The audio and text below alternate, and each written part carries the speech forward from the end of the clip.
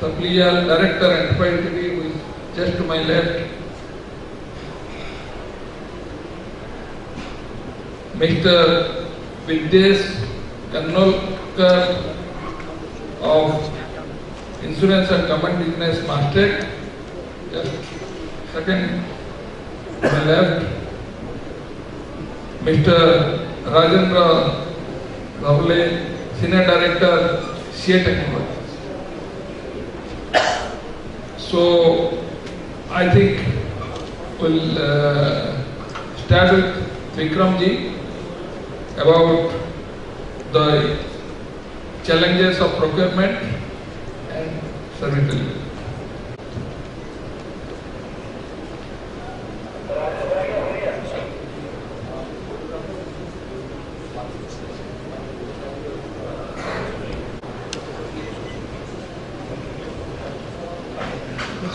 Good afternoon, everyone, and good afternoon to honorable members on the dais and of the dais.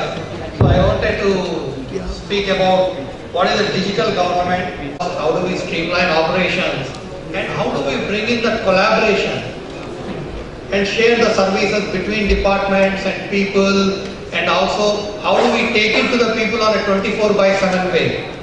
And then everybody in the country is now seeing with the mobile revolution that's happening in India, how do we be more mobile workforce? How do we build and how do we enable citizens to access to everything through their mobile? Today from the morning I have been hearing most of the speakers, all of them, either the passport officer or the Mr. Gopalan from Agricultural Department and others have always been speaking about how do we get applications, how do we get services onto the mobile as a platform. And all this requires also a connected platform which is going to be primarily located in the network. And then the most primary thing that is happening today are the change that we look at in the world, and also many places in India people are talking about is how do we bring in the unconnected into the connected arena. That is where from morning we have been hearing about NFON or taking the SWAN to the remotest parts of the state. So all these things are the real challenges that you see. So what are the directions that technology is driving in most of these places in e-governance? If you look at it, is mobility. What actually is mobility trying to do is creating a unified workspace. So we'll just talk about that. And cloud computing is another major direction that actually is the primary enabler when you look at it, mobility as a way forward. Then how do we build the back-end infrastructure and all? And then the third most important change that people are talking about, it is you have been connecting people, now how do we go forward and connect the processes, and then how do we bring in a lot more. We have been talking about most IT platforms, now how do we bring operational platforms also. That is what we speak about Internet of Things here. So coming to mobility and unified workspace, do study the entire global changes that happen and do a study of various countries. So as per that, what we see is by 2016 you have more than 19 billion network devices that are going to be there. So what do we see all this mobile transition that is happening? The expectation from everybody, either the public is utilizing the Internet of Everything. By connecting its people and things with City Wi-Fi, Barcelona is creating new services, richer experiences, and unprecedented economic opportunity for its people, for its businesses, and for its partners. Barcelona is a social dream, and technology is able to make this social dream possible. We face in Barcelona the very same problems that every city in the world faces. So we want to tackle those problems with technology. What we're trying to put in place is a common solution for all the cities of the world. It is estimated that 40% of traffic in city centres is caused by cars trying to find a parking space. Now, in-ground parking sensors communicate with devices in cars to help vehicle owners quickly find an available spot. Putting sensors in parking spots allow us to get less cars, less traffic, people happy, so that the city becomes a more livable place. We have to make it possible for people to understand that Internet might be changing their daily life to improve it. We transform the experience of wasting your time waiting for the bus into a full contact with the city. People can find information on the routes or the bus, plus information on the area, business, commerce, shows. Barcelona's citizens not only enjoy the smart bus stop experience, but are also able to maintain their Wi-Fi connectivity while on the bus or underground train. This allows citizens to get the same sensation of connectivity as they get at home. Understanding that much of the city's energy waste comes from less than optimal use of lighting, Barcelona is installing highly efficient streetlights which are dynamically managed to save energy, optimize maintenance, and provide a safe environment for citizens. A city-wide network of sensors provides city officials with concrete information so that they can make decisions based on real-time data. Getting information on the flow of citizens, on noise, on pollution, on traffic, on weather conditions allows cities to streamline the city operations, reduce costs, and also improve overall sustainability. Economic sustainability, social sustainability, and environmental sustainability. Barcelona can generate a blueprint of what cities can become, and this is what gives full sense to what we're doing in Barcelona right now. Technology is for people, technology is for using it, and technology is for improving citizens' lives. We are sure that the Barcelona of the future will be even much better than it is now. Smart cities represent places where people will want to live. By connecting the unconnected, cities will be completely transformed. These are the cities that will harness the power of the Internet of everything. Cities are getting connected, really change the way the e-gov services, citizen services will be delivered.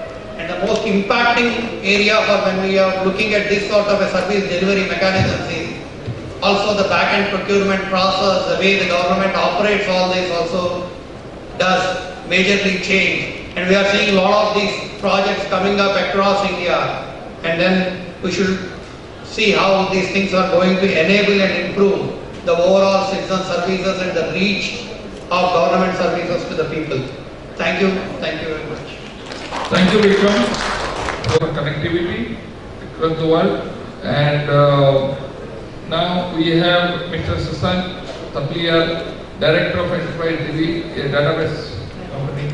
So I would request Sasank to make his presentation. This is basically infrastructure, how to get the infrastructure.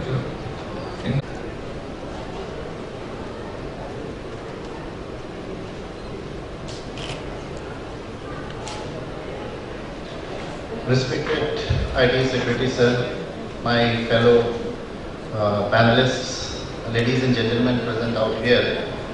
The topic for today's discussion is the presentation which I am going to give today is the road ahead challenges of procurement and service. That is smart governance. Then the objective was to have interconnectivity between all the departments. Suppose a department is giving a service delivery to last mile connectivity or service delivery to the remotest of the places. There is some interdepartmental linking also which is required. So when we are talking about that, that is we are talking about the more mature e-governance model, governance reforms, replication of successful e-governance initiatives in other states. If we have a very mature model working for any e-governance initiative in any of the state, that can be replicated and customized as per the particular region's requirement. Now, when we talk about service delivery today we are talking about, for a country which is the second most populated country across the globe. So it is very, very important that, whatever technology to enable service delivery to the remotest of the locations, it's very important to have a very cost-effective technology embraced by the state governments and the central government departments. And today if you talk about the standards, but they're talking about technology which is quite cost effective and which can be taken to the grassroots level. It is also very important that whenever a technology is being embraced by any state department, it's very important that that skill set should be there in the government department. So it's very.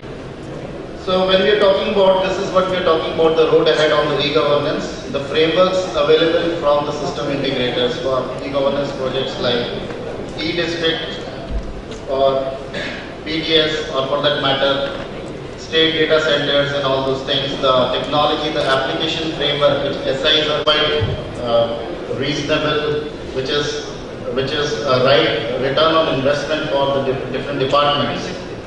It is also very important that the technology which is being positioned should be quite transparent. So when we are talking about the procurement processes which are being adopted by the state government, it should be very clear that 10 years down the line, what is the impact it is going to have on the current setup. If the setup is going to be more matured, more people will get connected, what is going to be the expenses? For that, it is very important that the technology should be very clearly understood, it should be consulted, all inputs taken, and then the procurement process should go. Running on Oracle, now they have come on PostgreSQL, Haryana Public Distribution System. And so the best part of PostgreSQL is that it is Oracle compatible. So anybody whose application is currently running on Oracle can very easily be migrated on Postgres, because it has got Oracle compatibility interface built in at a database engine. When I talk about this, so today if an organization is having, when they were working on Oracle and running on PostgreSQL, so that is the beauty of this database.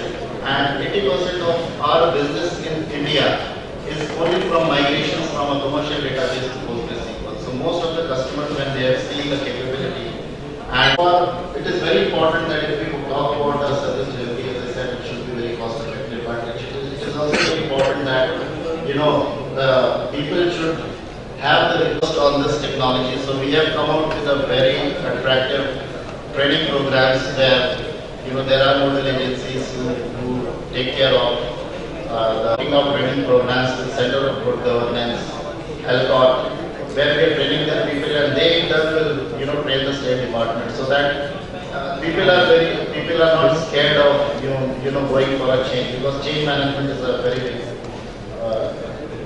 exercise for any state departments, and it is being applications are running on this, and your training programs are also quite timely, so that people get trained in this new technology and are able to support.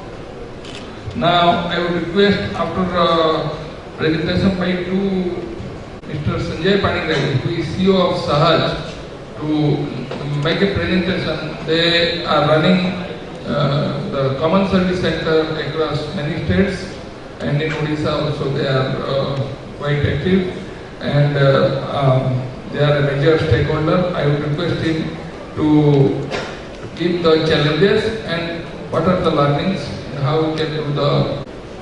We are a service center agency who set up common service centers in the villages. We have about 30,000 centers in the country, out of which about 2,200 centers are there in Odisha. We are present in Odisha, Bengal, Assam, Bihar, UP and Tamil Nadu. Now I remember meeting Padhi Sahab about 2 years back. The government, when it started the common service center program in the villages, at that time there was no service which was there from the government. So the private sector partner was supposed to provide the services which he felt would be consumed by the local population in the village. Now there are many players, we were one of them, and Odisha also the services were just getting digitized. Only 2 e-districts were there, one in Mayurbhanj and other one is Ganjam, and other e-districts were coming. So Pani Sahab assured me that the e-districts will be launched across the state. But he also commented that it is like putting the cart in front of the horse. Before the services could come, the government of India rolled out the common service centers. So one of the things, many of you feel that you have so many centers, why don't you see them? Now the centers can only be seen when the services come. And if the services are not there, the centers will be as functional depending on the kind of services that you give. So that was a huge challenge. So today's presentation, I am very happy to say that all the states where I am working, including Odisha, in this year, or latest by, last one will possibly will be Assam, latest by December, most of the state governments are going to roll out from as big as 36 services to as little as 4 to 5 services. So the identity of the common service centers is going to be established quite significantly in these states. But one of the states, when Mr. Akhilesh Yadav became the Chief Minister, one of the states was UP. And our learning was from UP. Because he's young and he was living IT centric, he said that as soon as I become the CM, the services must be rolled out. And the government was possibly within inverted comma half ready. But he had to give the services. So we were given the service, and believe me, out of 8,000 centers we had, about 2,200 centers were working with the private services that we had. Other 4,000 centers we were threatening, we were going, cajoling, but it's a challenge, huge challenge. Most of us feel that there is a lot of demand in rural India, but rural India has its own challenge. People who have worked in rural India, they would know. It is highly fragmented, distances are large, quality of power, quality of bandwidth is still a question. We being in metros and mini metro may not understand that. But the moment the government services came, the number of service centers were working almost went up to 89%, including the service turnover of the VLE, the village level entrepreneur. मतलब गांव के अंदर अगर आप कोई चीज को ज्यादा खिलाते हैं तो लोग नहीं आते हो. This was Mr. Piyush Pandey, whose Fevicol advertisement you must have seen. He said the moment you put garnish, so colors, so brilliance, so light, people don't come. In urban centers देखो, village में आएगा नहीं. वो सोचेगा ये इतना पैसा बना रहा है कि इतना सजा रहा है. So मुझसे भी लूट के ले जाएगा. But हम शहर में क्या सोचते हैं? जिस दुकान में सेल लगा है, अच्छी तरह से वहीं पे जाके खरीदते हैं, because this is how the consumers are different. So need of the e-governance also, in order to ensure that the services reach, we must understand the psyche of the people over there. They are only interested, I want to pay a price, get me the service uninterrupted and good quality. You cannot give me 5 services, don't give. Give me 2 services, give me uninterruptedly and don't cheat me. That's the only 2 things that they require. So this video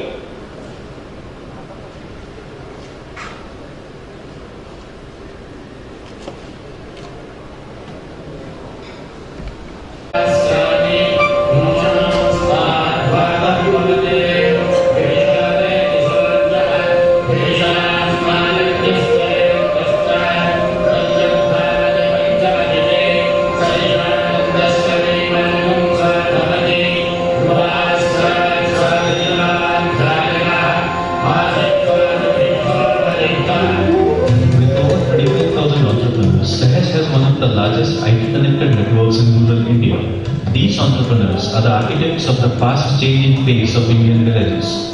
We are on our way to one such center in a village called Tiptol in the Jagatsinghpur district of Odisha. Each of these common service centers is a single window solution for various needs of the villagers in the areas of education, financial services, consumer utilities, public services and a lot more. This center, owned by Mr. S.K. Abu Sufyan, is no exception. Since its inception in 2009, the center has served almost every villager of Tiptol. He is the vice president. He is the most respected member of this marketing complex. Not only I am satisfied, every people who has ever met him is satisfied. He is not only good but also polite. We get banking services, insurance premium collection, e-learning and a lot more services from this center, which has been immensely beneficial to us. Tiptol is a small village of sub 5,000 population but with basic amenities like a school. This Sehet CSC was the first to introduce computers and internet to the village. Mr. Abu Sufyan has also employed Anwar Iqbal to man his center. Anwar lost his legs to polio as a child, but efficiently runs the center with no difficulties. Anwar is in fact at his best when in the center. He handles customers, teaches students and maintains accounts with equal ease. There are hundreds of such challenged youth who not only find their means of livelihood but also a respectable social standing through Sehet Common Service Centers. I want to say something I usually don't talk about. I have never been able to walk, but Sehet has given me wings. People recognize me in the society today because of Sehet. I have studied through e-learning here and am now teaching other children. He is playing his role in ushering the future into his village. This has earned him quite a stature in the society he lives in. Earlier there was no internet facility in the village. people were deprived of a lot of services and they have to travel far to get them. It feels good that my husband has started this development in the village with Senate. Our social standing has improved. People ask us about a lot of things now. Our income level has increased and now I get to spend more too. I am undergoing an e-learning course now. I want to grow in life and do a lot for the society, like a young. Computers were first introduced in this village through the Sahel CFC I opened here in 2009. Since then, this center has brought about a lot of development in the village. People recognize me and I am happy for the service I am able to provide them to. I am really proud of being associated with Sahel. Mr. Avasapaya loves watching the sunset because every setting sun is the promise.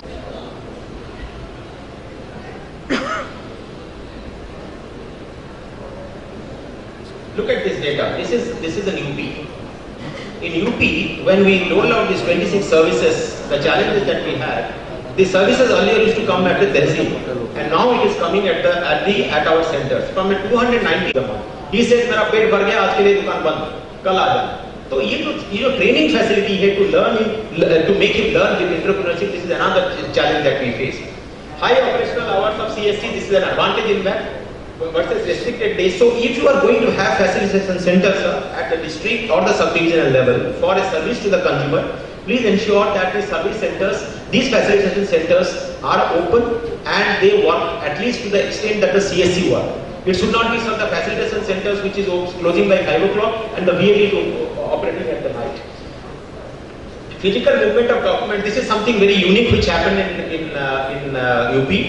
It was called a common service center. We had the services, the consumer had to come, we had to fill up the form, but after that the VL used to take a printout. And the printout he used to go to the tehsil and to show it to tehsildar.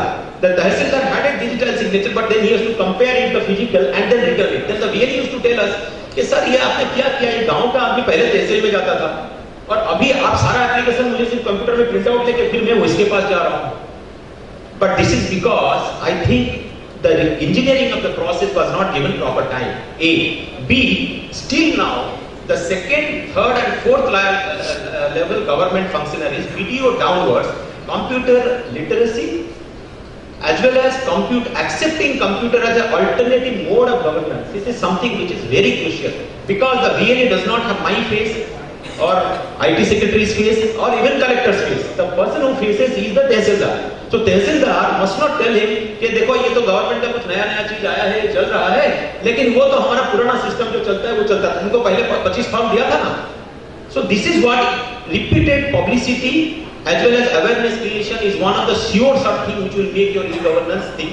And if people believe that we talked about AM governance, that AM governance is going to replace e-governance. And of course on how to make this sort of a revolution, how people will accept this. So all these things are big challenges. Connectivity is a problem, especially data connectivity. But then still a lot of people are working on it, and as we go, time goes by, our connectivity is improving, and hope things will improve and we will be actually be able to provide. And with the NOFN coming to all panchayat headquarters, things will certainly improve. That is our hope, and it should happen within next 18 to 24 months. With this, we go over to Mr. Vidyesh Chanolkar of Mastech. Mastech is already going through projects in Odisha. I was requesting to talk about the challenges of equipment and service delivery.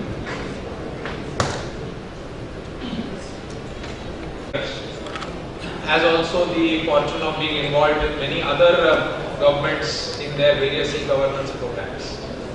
We have seen this journey over the last 10 years, and based on that we have gathered some insights by working closely with some of the key decision makers, some of the key bureaucrats and so on. And we also work in large e-governance programs across the world, so in Europe, in Singapore and so on. Based on that, I would like to share some challenges of service delivery. Before I get into my presentation, I just want to make 2 points. While in today's service delivery there are some challenges, I think we need to also take a future. We are not born into the digital generation. So internet, mobile internet, all this came at a fairly late stage in our lives. Our expectations from these things hence are far lower. Whereas maybe our children or people who are in the 15 to 25 age group today were born into the digital generation. Before they started understanding anything, they had basic computers at least. Today, in fact, they have the latest tablets or whatever. The expectations of that generation from anything which is electronic are going to be much higher than what our expectations are. So we need to keep that in mind. That's just one factor. Obviously, these people will become active consumers of government services over the next 5-10 years, and their expectations will be very different because they have never lived in the generation where they had to stand in a line, where they had to wait for something to download. They have never lived in that era. We can't expect them to have their expectations to be like us.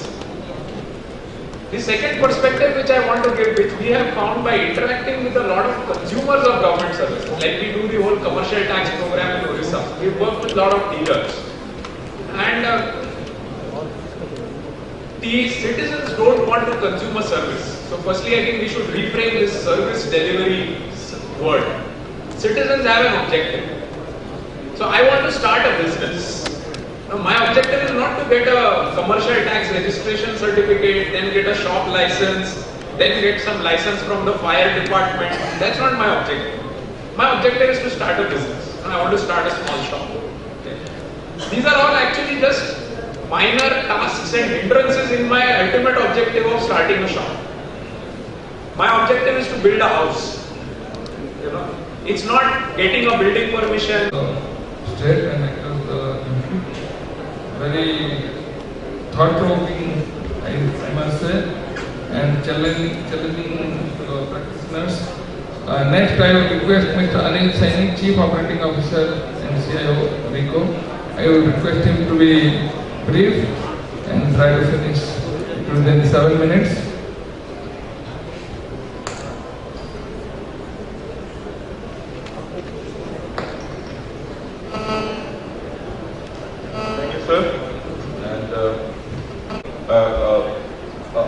Take moving as a government or a company or whatever it is.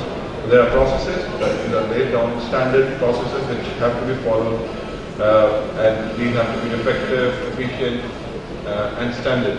There are processes which are there, and there is information sharing that should happen in a good governance system. And then there is the service delivery, which needs to be basically inclusive if we're talking about the government, consensus oriented and participatory. So that's the basic of governance: processes, information sharing, and service delivery. So we'll try to see.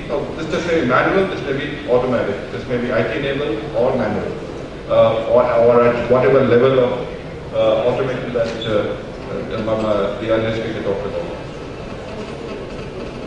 So what is the concept of e-governance? So it's around some of the citizen services which are there, which may be in the fields of agriculture, law, civil, police, education, or whatever. It's a very good definition by APJ Abdul Kalam, where he says that it has to be a transparent system where seamless access of information happens.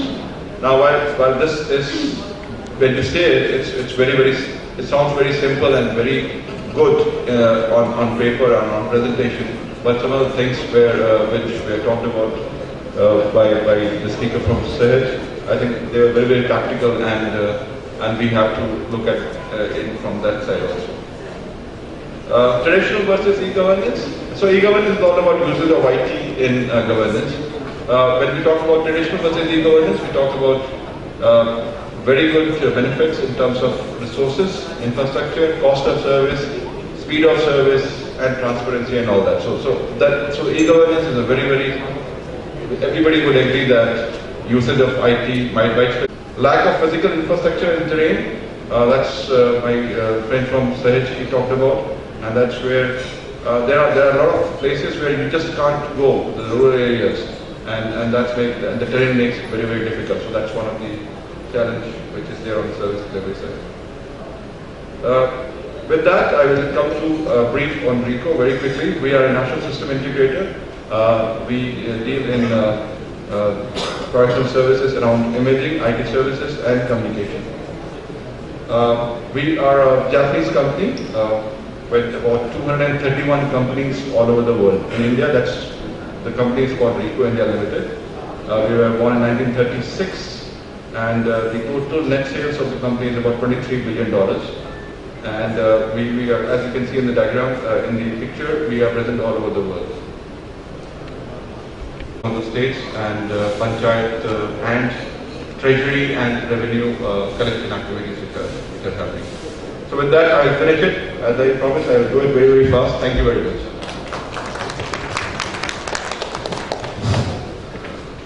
Thank you. I will now request Mr. Rajendra, Senior Director.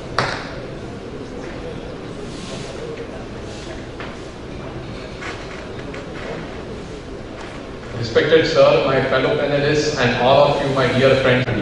Though I agree that we have a long way to go, we have seen through the different presentations throughout the day where we are and how successful we have been in this space. I also consider all of you very lucky because we have one topic here and you've already seen 5 different flavors of presentations, 5 different perspectives, 5 different paradigms. So I am going to touch upon from a slightly more technology perspective and talk about how service delivery can be improved and how you have to look at service delivery from the perspective of management and security aspects. So what should you consider, when you talk of improving service delivery, when you talk of understanding the challenges, what should you consider? So let us try and understand what is a service. It is, as perceived by the citizens. So if you have these different types of, these applications which are giving you different types of service, and though as one of our fellow panelists spoke of, these things right now in silos, it is a very important aspect which he provided, very important perspective that he provided on how to make these things work together and what all things are required. So if you look at right now from the infrastructure perspective, you have to understand that the service is going to be delivered properly in a timely manner, in an uninterrupted manner across the various new devices that a citizen is likely to have today. Be it the mobile device, be it the laptop, be it a kiosk in a village, be it a citizen service center in the village. One has to really look at it as a complete entity and not, try and manage this service in silos. What I mean by this is, you have the service which is coming out after passing through different layers of the technology stack. You have the networks, you have the systems, databases, applications, web services, various types of contents. But when the service is delivered to the citizen, you have to look at the total SLA. There are so many, so SLTG is one way in which all the services get centered, and I think identity management and governance is one of the challenges that we have to look at. Thank you very much. I think I want to thank everybody in the panel for having contributed quite handsomely to the topic. This we come to an end to our last session. E-governance, the road ahead, challenges of procurement and service delivery. And once again, it's time to felicitate our honorable speakers present on the dais. So can we have the mementos? I'll request once again Mr. M.S. Patil.